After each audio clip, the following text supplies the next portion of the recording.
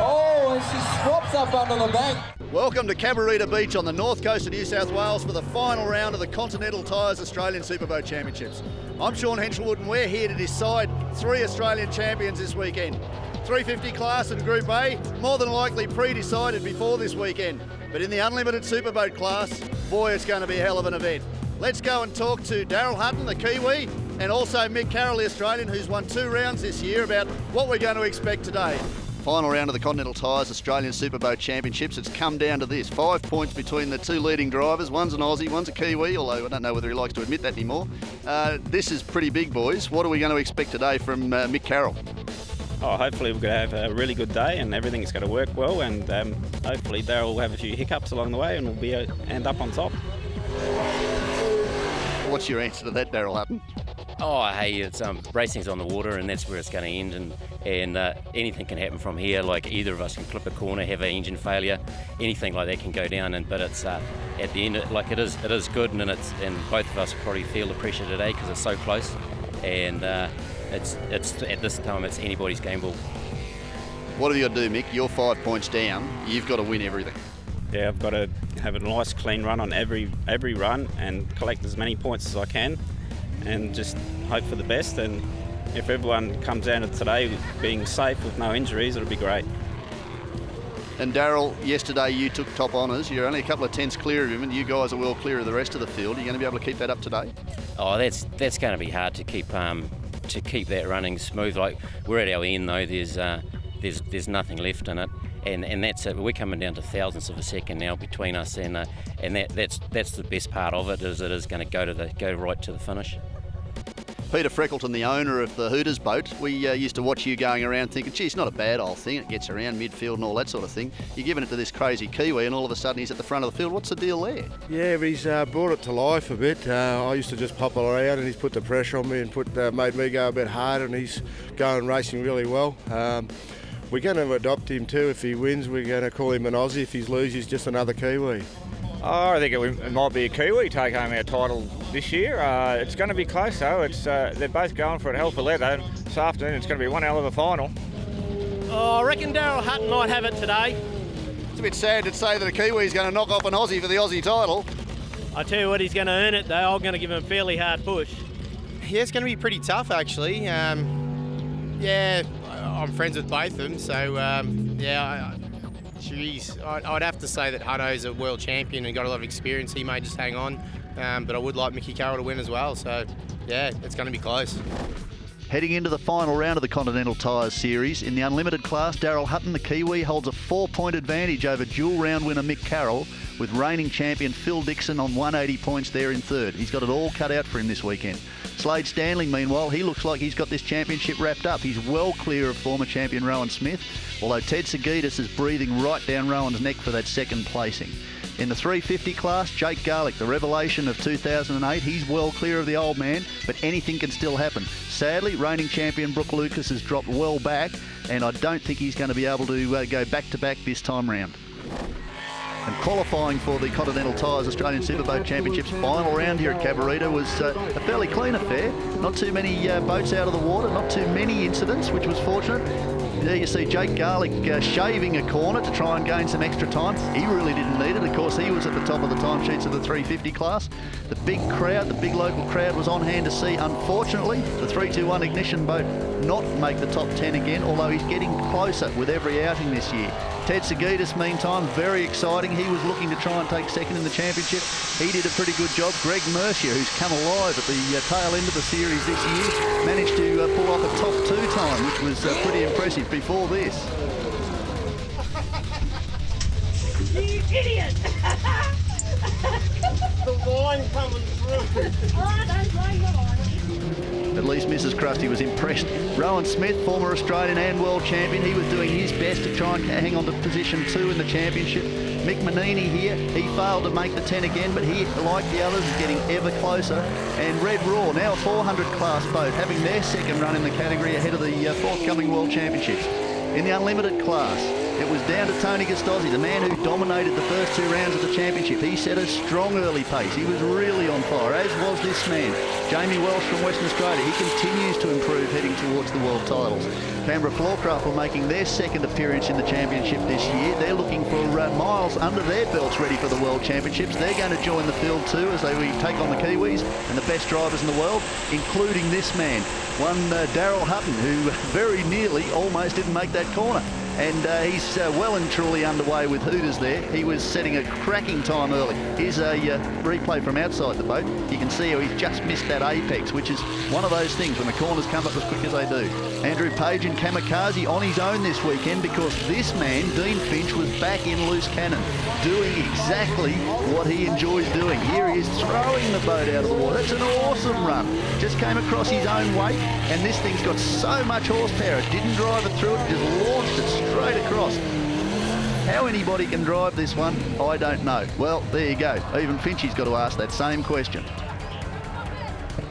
And at the close of the qualifying rounds in Unlimited Superboat, Mick Carroll grabbed the top billing with a 40.925. Dean Finch, you saw there just running up the bank at the end of one of his runs, 41.016. And Tony Gustozzi hanging on to third. Slade Stanley, as expected, running at the top of the Group A class. But Greg Mercier's thrown a bit of a spanner in there. He's really stepped up this weekend with Brooke Dixon and her younger brother Sean in only his 4th race, 4th. Daniel James tops the 350 class. There's an interesting point there. Jake Garlick, Mark Garlick and Brooke Lucas, as usual. And Daniel James, of course, not eligible for points, but he's there for an outright trophy. It's a fantastic turnout you've got here at the final round of the Continental Tires Australian Superboat Championships. Corporate facility. You've got a lot of your dealers from around the country. What's the general feeling about the involvement with superboats? We're pretty happy with it.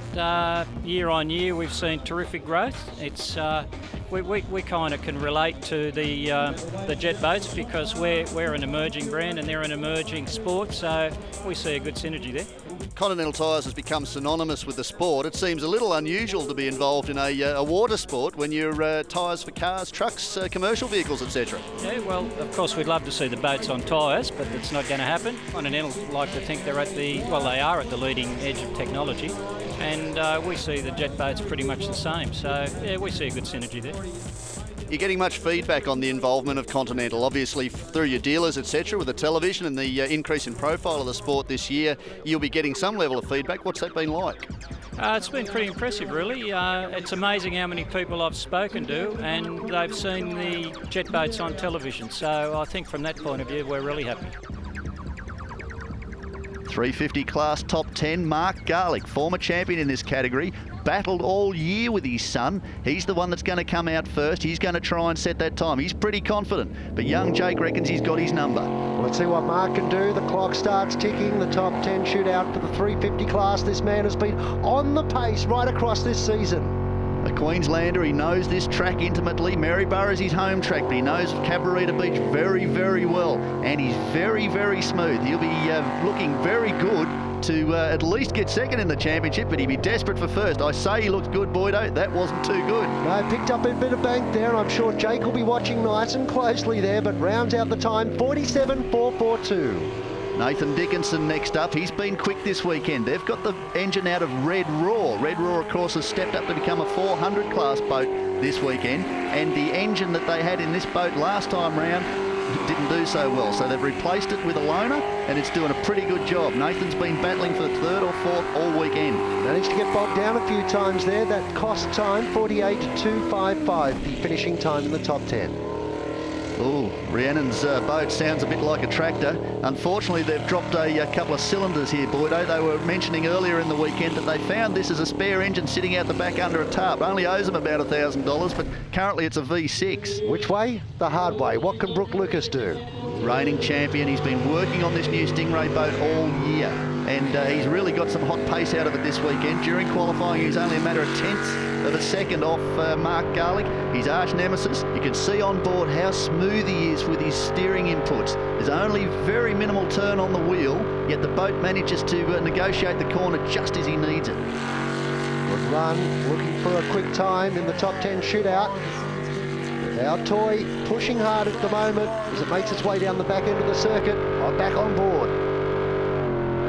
Gee, they just get so close to the bank. They managed to keep it off though. This is one of the tightest circuits in the country, and Brooke knows it very, very well. This is his local circuit. He's been around here 1,000 times. But that's one less than 1,000 time, I think, that he's going to be able to negotiate, unfortunately. I wonder if there was a problem before they actually put it up on the bank. You could see it looked like they had some sort of jet problem, or the motor stalled or something like that. It looks like there's been an electrical fault there, Boydo. The engine's just cut out. It's all I can seem to negotiate for that particular issue. Now we've got Jamie Taylor. He's ordinarily in Red Roar, but Red Roar, of course, has stepped up to be a 400 class boat. This boat belongs to the navigator of Greg Harriman, 321 Ignition, of course. Adam Doyle owns it, and Tonka Tuff has been sitting there waiting for Jamie to come and give it a run, and he's put in a reasonable time considering the fact it's been sitting in mothballs for so long. 52 on the previous run. Now what can Colin do? Colin Bellett, another local Queenslander. He's another resident of the Maryborough area. He knows that track very well. He only really contests the rounds in the northern states, and Colin's been putting in a pretty reasonable turn as the year's gone on, a 51.0. For him, I love the names of these boats, Evil As and Devo 2. And are they fans of the band? I think they're probably a bit young to know about the band, Boydo. But Daniel Devoid, of course, he's a local. He knows this track very well. This is a new boat for him. He hasn't done a bad job with a 53.47. And finishes it off quite spectacularly too. The next boat to come out is Daniel James on board Stingray. Daniel James, of course, is campaigning the L98 engine, LS3, 6-litre V8. This is a new engine to this class, but it's only in experimental stages. So Daniel's competing for a trophy on the day.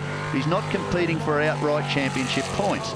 So this will be interesting to see how it's gone. This weekend so far it's been very, very fast and surprised some of the 350 regulars. And how many times do people not battling out championship standings all of a sudden really throw a cat amongst the pigeons and upset the apple cart? Well, ordinarily that happens, but they've done the right thing this weekend. They're planning that if he makes the top 3, which looks likely, they'll actually allow 3 of the 350 class boats to run, and Daniel. He'll get his trophy, of course, but the 350 guys won't be inhibited from their championship battles. Well, let's see what sort of time he does. He needs to clock up a quick time if he wants to make the top 3. So far, so good. Looks reasonably impressive. 46.862. That's going to be good enough for the top of the table, of course, being the first boat out, but that's the quickest run so far this weekend. Now, here's the man who might be able to displace him. Jake Garlick. This kid is electric. Let's see what Grumpy 2 can do this time around. Oh, just gets a little bit ugly on change of direction. It gets on with the job. That's what it's all about too, isn't it? If you make a small mistake, don't let it rattle your brain, shake you up. Just get out there and go hard. Well, it's on to the next corner. You don't want to try and make up for that deficit though either, Boydo, because that can often see you cutting just a little bit too much up. It's only inches with these guys. The difference between it being shallow water and enough water for the boat to run is a matter of, well, it's down to millimetres sometimes. It's almost scary when you see them get out and it's only, halfway up to their knee. Yeah, it's a very shallow course, but Jake is putting in a fantastic run. Very, very smooth. Well, certainly smoother than he's been during the day, although having said that, he's just managed to shave a little bit off the bank there, and the run 46.798. That puts him to the top of the timetables. Well done for Jake on board Grumpy. And that's a run that actually puts him quicker than the 6-litre engine, so there'll be a few very surprised faces back in the pits. Daryl Dickinson, stalwart of this particular class, he's back into the top 10, again running with the Red Roar engine alongside son Nathan. He's been showing a pretty good turn of speed this weekend. Yeah, he's had an up and down sort of a season though, hasn't he? And when he's been quick, he's been very, very quick, but a couple of things have gone wrong from time to time. 49.821 sadly won't put him in the 3, but that's a pretty good run for the big fella. At the close of the top 10 in the 350 class, Jake Garlick actually topped the 6-litre boat of Daniel James with an impressive run. Mark Garlick there in 3rd and Nathan Dickinson. Jake, Mark and Nathan will fight off for the top 3. Daniel will go for a trophy.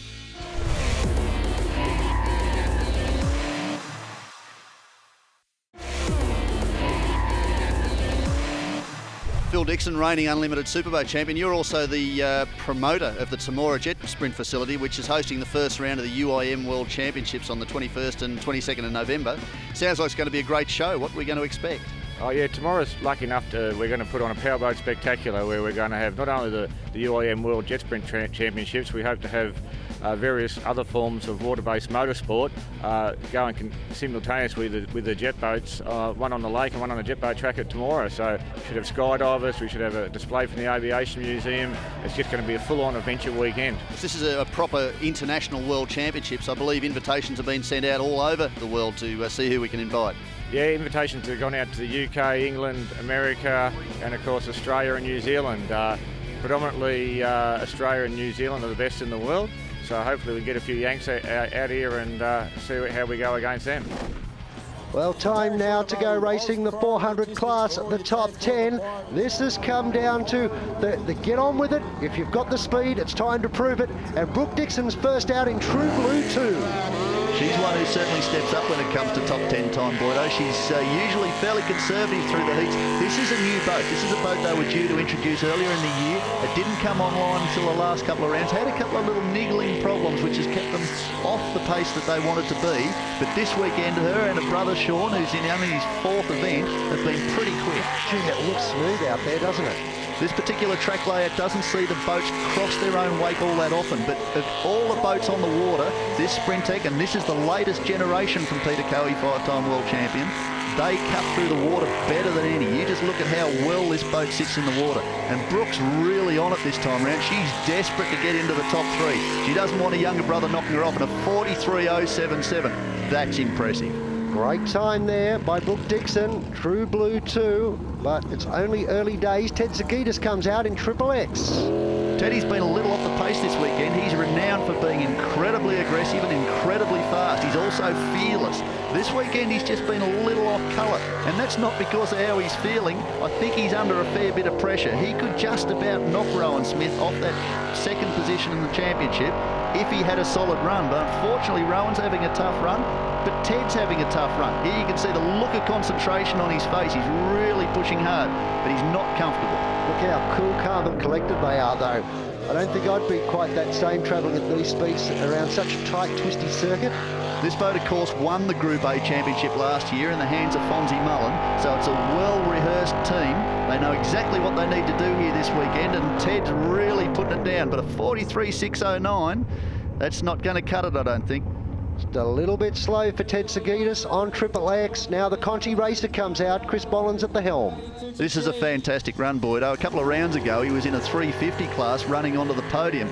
Now in just his 3rd event in a 400 class boat, he's inside the top 10. Now this is a competitive field, usually with at least 20 entries.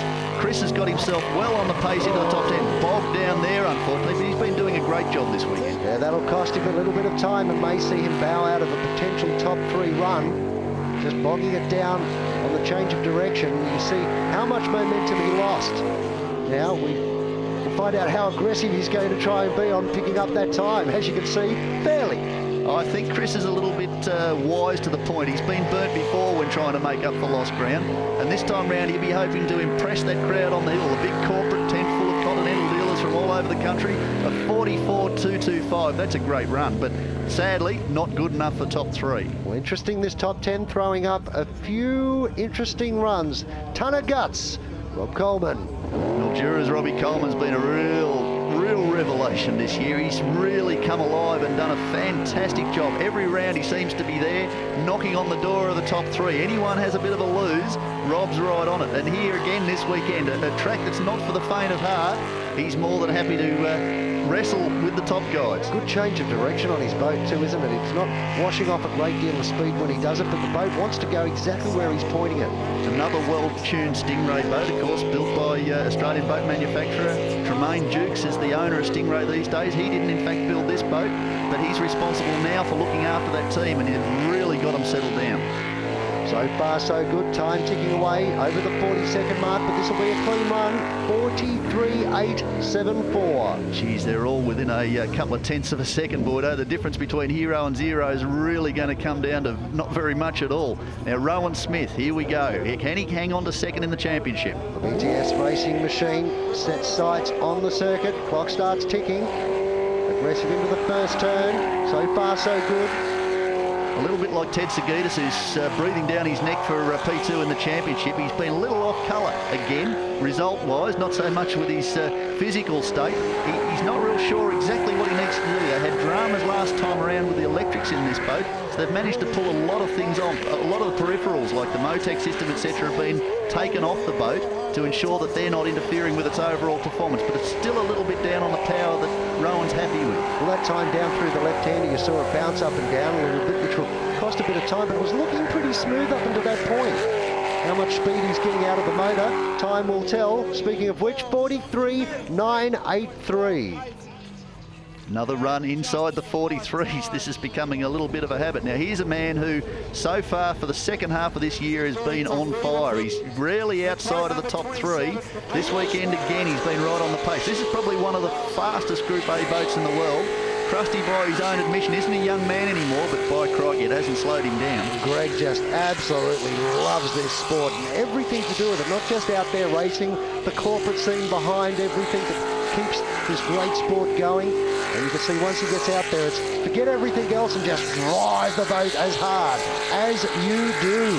As you do, and you've got to be a little bit on the edge of crazy, I think, and by the state of the Merciers as they sat on the bank during the qualifying rounds, laughing at each other with the boat parked backwards up the bank, you've got to suggest that there's a couple of issues there they might need to deal with. Oh, you've got to laugh, haven't you?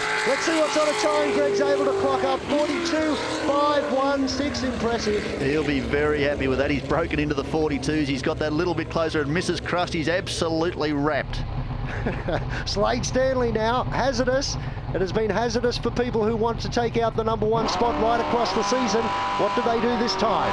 The pace that this guy's had this weekend's almost been good enough to give him the actual outright top lap time. He's that fast, he's that smooth, he's that collected. This boat is such a great package. He's on fire. It's amazing. I don't think anybody's going to be able to stop him, and that means the Australian Championship and quite possibly the World Championship. He does quite often get up around the times of the unlimited boats, and we're talking about a 400 class here. Just so smooth. Well, you're talking as much as, in some cases, down 800-900 horsepower, Boydo. So for him to be able to do that and be as precise as he is and as fast as he is quite staggering. It's not just the how smooth he is, it's the speed he carries. 41.302. Hazardous is on a charge today. That's him on top of the table again. Tremaine Dukes now on board the Conti Racer.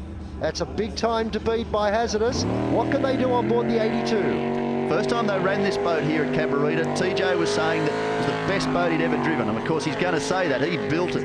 But the fact remains that he was really on the pace. He'd never felt more comfortable in the boat. It was doing exactly what he wanted it to do. Sadly, they had a mechanical issue at that round. Next time out, unfortunately, they bent the boat at Maryborough. This time round, he's got a few things sorted with it. He thinks it'll be pretty right, but he's still not quite at the pace he thinks he can make. He's certain he can get into the top 3 sooner rather than later. And of course, look at his pace this weekend. He's well within reach of the top 5 and usually within it. Well, let's see what Tremaine can do. So clock is ticking down. Only a couple more turns to negotiate. They set sights now for the finish line. 43.743 for Tremaine Dukes on board the Conti Racer. Great time by TJ, but sadly, that's not going to give him the 3. Derek Sagitas now on board Triple X. They start their run. They're in 400 class top 10. Knowing, of course, that his brother's outside the top 3, Desi's got nothing to lose. Usually this year he's had to keep the boat straight and nice and smooth and make sure that it's right for when the big brother runs it in the top 3 and goes for that championship. But Desi's not going to worry about that now. He's after his own points. He wants to really make an impression. And so far this lap, I have to say, Boydo, it's pretty exciting. It's been pretty aggressive too, hasn't it? Look at the spray launching off the back of this boat. As it negotiates the right-hander. Time ticking down. You can see David Gill there calling the shots and trying to hang on and keep direction at the same time. A little bit rough out of the top. Desi's been particularly aggressive this lap. But how's this for a time? 43.931. That's impressive. That's very good. For an aggressive lap, that is a very good time, isn't it? It was wrong in a couple of spots out there on the circuit. Sean Dixon on True Blue 2.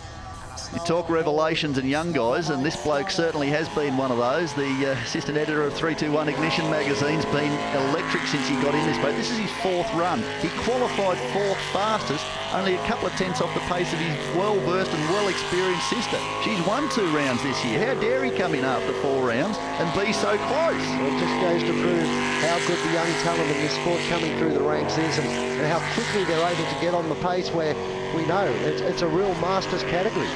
He's doing a great job here too, Boydo. He's very smooth. He's taken great advice off his dad, but also off his mum, who's been very, very clever with the speed that she's found in the unlimited class. She preaches the word smooth very, very often, and creep your way up. Don't go out and try and do anything silly. And that's exactly what Sean's not doing. He set a fantastic time, 43.681. That's up there. That's certainly up there, and they won't be disappointed with that. You'll be very, very happy. Here are the final results. Slade Stanley on top with that 41.302. Then Mercia Dixon, Ted Sagitas and Sean Dixon rounding out the 5. Time now for unlimited class, top 10 shootout, and True Blue and Phil Dixon are first out. The reigning Australian champion, sadly, he's not going to go back-to-back this time round. You'll notice there's a bit of a top hat over the trumpets on the engine on the back of this boat, Boydo. They've had a few dramas with water getting into the trumpets, they believe, which caused a couple of piston failures last time out at Maryborough. So they've put the top hat on. It's had a little bit of tuning effect with the restricted airflow, but it's got Phil back online, and he's more than capable of getting himself onto the podium this weekend. Yeah, it's going to be a pretty big issue for them, and one they'll need to sort out. Obviously, you don't want water going down into the motor. Causes all sorts of issues, short, medium and long term, but so far, time not too bad, and they're letting the boat float around a little bit rather than trying to use the horsepower. Let's see what sort of time they get. 41.670. Will that be good enough? That's probably not a time that Phil's happy with, by the way he's finished that lap off. Everyone's so close this weekend that it's really going to be down to tin tacks and fractions of a second. Let's see how Jamie Welsh goes. The clock starts ticking. They go down through the third right-hander. Catches a few of them out from time to time. The spray flies. Look at the speed of this machine. The boy from Western Australia's been doing a great job. He's been increasing his speed every round. He got himself onto the podium last time around. He was very happy about that. A little surprised, but that's what consistency does, Boydo. If you keep turning up race after race, he seemed to launch himself across the wake there. That was impressive. Yeah, it wants to jump around on the change of direction, doesn't it? Bounce across the water. Next time it does that, you're washing off hundredths of a second, and in this game, a hundredths of a second is a big gap. Well, in the Group A class, it can be the difference between first and fifth. So 41.769, that's a great time for Jamie. That keeps him well within reach of some of the best drivers of the world. Cool Sun Pilot looks up at the time, and they're reasonably happy. Mick Carroll comes out, Excalibur, about to carve up this circuit. Mick needs to win this. He needs to top the timesheets. He needs to make a statement, and he needs to take valuable points off Daryl Hutton. Of course, Daryl started with that advantage. He's lengthened the advantage slightly heading into the top 10, so Mick's really got it all in front of him. Yolanda Lowe's waving fervently next to him to point him in the right direction. I don't think he needs too much of that because he's got it pretty much sorted in his mind. They make a great team, and they'll be desperate to win this championship. Very much the bit between the teeth at the moment on board Excalibur, as they try and attack this circuit and give themselves a good time and get up into the top 3. We've seen them there, and they've been impressive when they've got there. Will they make it this time round? Getting close to the mark. Let's see, 41.202. That's a quick time, Boydo. It's about 4 tenths up on Welsh and Dixon, but let's see. We've got some very fast guys, including this man's teammate to come. They may well knock him off, so he's going to have to do his work. And Peter Freckleton's lining up for his run. Gets the go. Hooters has had a few hiccups this weekend. This is the boat that's leading the championship. Freck's doing his miles in it. He's probably doing a little bit of testing stuff too to just get it right for Daryl Hutton. But they've suffered a few dramas with the injectors. They had a very clogged run early in the day, and that kept them well off the pace. So Freck's out there trying what he can. They also had an MSD ignition issue, which created a bit of a problem and cut the revs to Daryl Hutton's run. Didn't slow him down too much, unfortunately, for the rest of the field.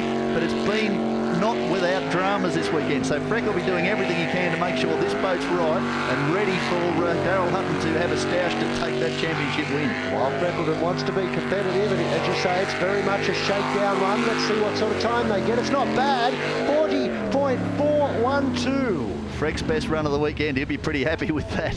He'll be very happy with that, and I think Daryl Hutton will be pretty impressed that things are ready and right to go. Kamikaze, Andrew Page. Boat 169 lines up, gets the go, clock starts ticking. Ordinarily on a race weekend, Pagey's teammate to Dean Finch. Of course, Dean Finch has got Loose Cannon underway now. Pagey missed the first round that Loose Cannon was back on track, so he didn't get a chance to have a run. But here he is with one of the most exciting boats in the world. He's got it all to himself, and he's really stepped up this weekend, Boydo. He's been well inside the top 10 at various points. It's a crazy boat. It's an exciting boat. But Pagey's showing that he's more than capable of matching what it's going to give him. It has its own entity, and the entity is a scary one at that. You can see it's being thrown around this circuit at the moment. Maybe got it wrong in a couple of spots, but let's see what that equates to in time. Bounce, bounce, bounce. They start their run towards the finish line, and it's cost time, 44.552. They will not be happy with that.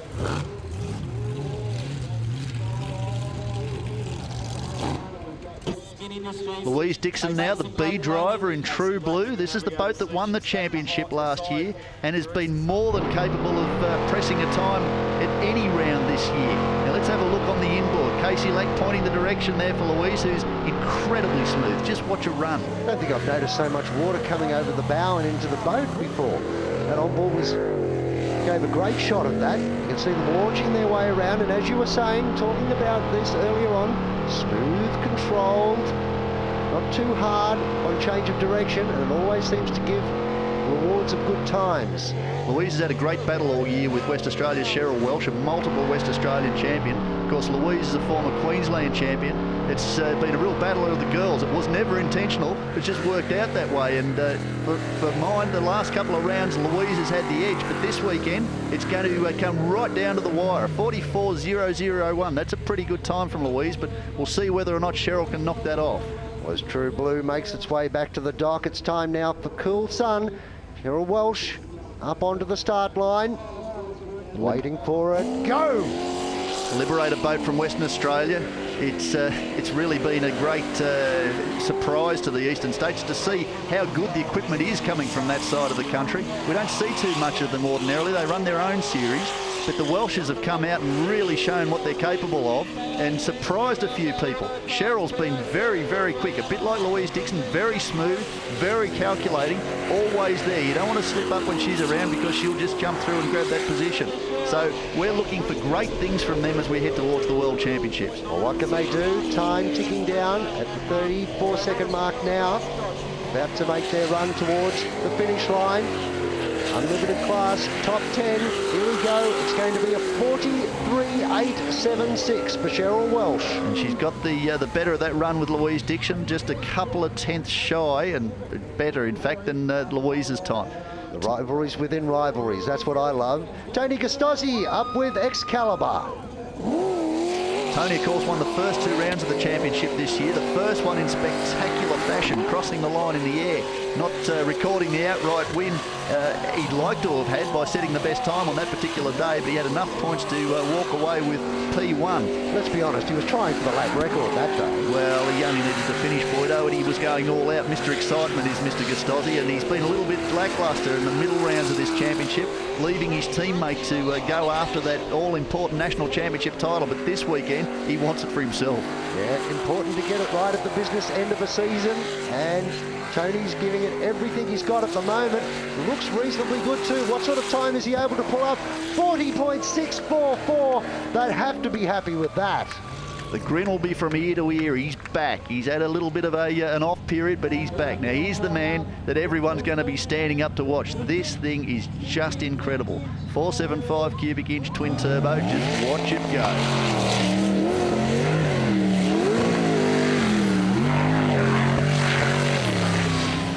This thing just puts its power picked down. up a bit of bank there. He's cutting as many corners as he can. He got through that change of direction very, very nicely. So he's got the boat sitting well in the water. You can see how low and comfortable it looks, Boydo. He's really a master of setting these things up. Yeah, he picked up a bit of the bank and it offset him through towards the bank on the opposite side. Had to recorrect. Unfortunately, he'll lose a bit of time from that, but gee, this thing is quick in a straight line, isn't it? It's you've got to see this thing live to believe it. It is just incredible, the speed it travels. And things happen in such a hurry. 41.118. That's Two that's major great. mistakes and still clocked up at 41. That is an awesome performance. Now here we go, the man who's looking for the championship, the former Kiwi superstar, now an Australian, lives in Traralgon in Victoria. He'll be out to try and knock this time off. Hatton attacking straight out of the boxes, as you would expect. The boat's on song, it's been tuned, it looks fast, Grant, and he's really got the lines right. He admits that over many, many years of competition, he can count the number of times he's gone the wrong way on one finger, and that's impressive. Gee, they're doing all right. Let's see if he goes okay in this run. On board with him. Again, another top driver, very, very minor steering inputs. The boat's doing exactly what he wants it to do. Up around the top of the circuit for the last time, through the inside, starting to smoke there, Boydo. That's not a good sign. Time-wise, it's going to be close. 40.412. He is on fire, quite literally. By the sound of that thing, I think it's just about had its day.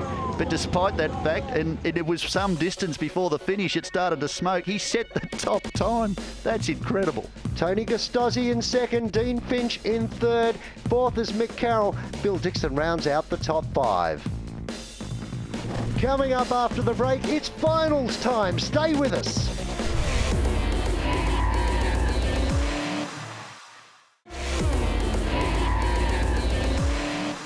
Greg Harriman, the president of the AFJSA, with a new solution potentially to the 350 class. This is a LS2 or an L98 engine that you're looking to introduce as what, an entry level? Yeah, we're looking to bring it into the 350 class. We sat down with the New Zealanders and just decided that the technology we've got in 350s was, one, getting hard to get hold of motors, but two, it's starting to get pretty expensive, and you know, we need an entry level into our sport. That's why we ended up going with the L98. This boat here's had 2 race meetings now. It's got another one coming up, going extremely well. But the whole idea is to bring in a package that's going to end up with a motor package that's going to cost you $9,000 to $10,000 to then be able to put the money into a really good hull or a good jet unit, go racing at an entry level, but having a boat and a motor that can then take you up to the second level when you go into Group A's and then on to Superboats. So we're looking at it for a long-term future of where the sport's going to go. Down to the business end of the day. The top 3 runs, Stingray and Daniel James approaching the line. Managed to get there with a good qualifying time. Can they put themselves to the top of the podium? I'm starting to sound a little bit like a broken record here, Boydo, but this guy, Daniel James, is very, very smooth. He's doing a great job. Every time he comes out in this boat, he's quick. And this weekend, of course, he's got that L98 engine. It's got a little bit more torque than what the 350 boats have, so it pulls itself out of a corner very, very nicely.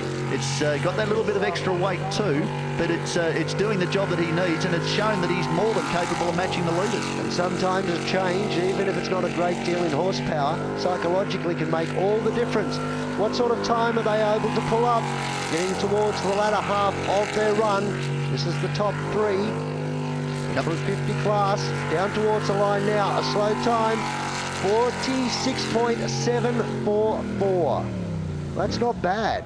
That's a pretty good time, but it doesn't match the time that he ran in the top 10, which got him into this top 3. But as we know, first out can always be the hardest, can't it? Well, it can be, and there's another 2 or 3, in this case, boats yet to run. Anything can still happen.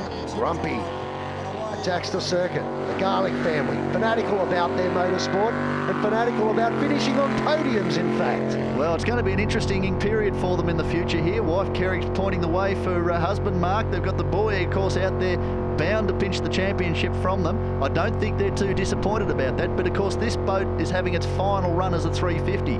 Of course, it'll go into this year's World Championships in November as a 400 class boat. Father and son stepping up to the Group A international class. Be very interesting to see how they go. Grumpy down at the bottom end of the circuit, starting their run towards the finish line. They'll be looking for a quick time to try and knock Jake off his mantle. He may have taken the series this year, but he's lost pocket money, I've been told. I think 47.021 the time there for Mark Garlick. That's his fastest run of the weekend to date. He'd be very happy with that, and Jake's got it all ahead of him. That's all you can do, isn't it? Your best. Nathan Dickinson, which bank? Another father-son combination. Unfortunately for Dad Darrell, he's sitting this one out. But son Nathan's been doing a great job this year, and he's really shown this weekend that he's capable of just about touching the back end of where the lead boats are. He's been well off that distance most of this year, but obviously this Red Raw engine's given them that little bit of extra push they need. Let's see if they have a good run this time out. Trying to get themselves up at the top of the podium, but there's some stiff competition in this class. Nathan, of course, is a Queenslander. Dad Darrell runs his transport business from Brisbane. They know this track. This is the closest track to home. They've done a lot of miles around here, the Dickinson family, and they love their jet spring. Little bump on the side of the bank there, but it hasn't stopped him too much. Another little rub there. He's really going after this time. Well, at least you know they're trying. Which bank comes up towards the line? 47.553. Another great improvement for Nathan there. That's fantastic. At the very worst, it gives him third, and that's nothing to sniff about against the current level of competition. We know this is a top three, but as it was explained a little bit earlier on, we're having 4 runners in the 350 class, the final of which is Jake Garlick. Can he knock Dad off the mantle? Will he once again walk away with a bigger smile than Dad? It's family rivalry at its best. It's family rivalry at his best. He's actually nailed the championship now. He's got enough points not to have to worry about where he's going to end up this weekend, but I think he'd dearly love to have this outright victory. One more up on the old man as they head towards the 400 class. Pressure's off, he can push, and don't think for a second he won't be trying. Time not looking too bad down the bottom end of the circuit. So far, nice and smooth and no major issues to talk about. That mid-sector split, he was up on his best time so far, up on the old man by a reasonable margin. He's really pushing hard to try and knock off that time of Daniel James, and I think he's going to do it. What does he get? A 46.498. That's a fantastic run. That's well clear of where Daniel James was. Victory in the championship, victory on the weekend, victory for Grumpy. Jake Garlick, congratulations. First full year in, Australian champion. You must be absolutely wrapped, and you knocked the old man off. Yeah, I'm pretty happy with that. Just like to say thanks to NGK, Voice Clothing, and Suncoast Auto Parts. They sponsored us all year, and they've put a real good effort in. Like to say thanks to Dadden for putting the boat together for us. He was pushing us all day. He got to within about half a second on us, so yeah, he's going pretty good. That's a little bit too close, isn't it? Yeah, I think it is. I had a bit on him all day, about a second, but in the end there he pulled a little bit more out. So what are we going to see from you at the World Championships? Hopefully we see a 400 in it, and we just got all the parts today for it actually, so yeah, we're just going to nozzle it in a little bit and see how she goes. We continue on with the top 3 runs. Time now for 400 class. Last time we faced this scenario, Boydo, Brooke Dixon was into the top 3 at a championship round at Cabarita Beach. She came out on top. She got the bit between her teeth in her old yellow boat. Still good enough to win a world championship when I say old boat. Here she is in the brand new Peter Cowie built Sprintec, and she's on a charge. She's more than capable of winning this event. Nice and smooth so far, no major issues, not bogging it down anywhere, and that's exactly what she is renowned for. Unfortunately for Brooke, she's got one minor issue with a younger brother joining her in the team.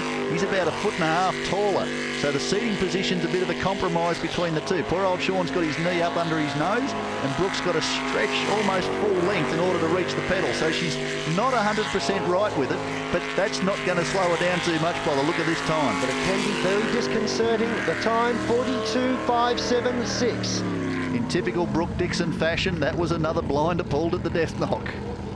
Well, will it be good enough to stand on the #1 spot on the podium? Not if Greg Mercier has anything to say about that. As you do, comes into pre-race formation, gets the go-ahead, and attacks.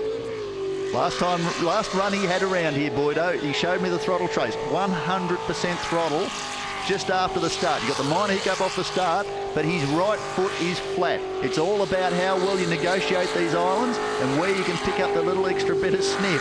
Unfortunately for Greg, each time he's gone out this year against young Brooke, she's managed to knock him off the podium. So he'll be trying to make amends for that now. Let's see if the Sharks smiling at the end of this one. Once again, a good, hard, aggressive attack of this circuit. Time ticking down. Start their run towards the finish line now. It's about to hit the 40-second mark. There it is. What time do they get? 42.222.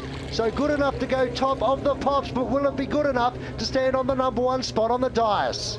It all comes down to Slade Stanley, and his slowest run is still quicker than the rest of the field. Let's see what he can do. He is absolutely outstanding in the 400 class. Hazardous, down through the first right-hander. Through the second, you can see, not bogging down, totally smooth, controlled through there. Slides across the circuit. This is absolute poetry in motion. As they say, Boydo, when it looks slow, it's fast, and he doesn't look to be working any harder than he has to, and yet the speed, the time, just look at it, it is incredible. His pace is just electric. There's no other word for it. He is so fast. A master at the craft of jet boat racing, and it looks on target at the split to be another number 1 for him. 40.827. By a good margin. Hazardous goes to top of the pops. That is incredible. That time would have been good enough for 4th fastest in Unlimited Superboat. Amazing. Slade Stanley, winner today, winner of the championship. You must be absolutely wrapped. Nah, it's sensational. Faber and Moe engines come together, put a top engine together, and can't thank them enough.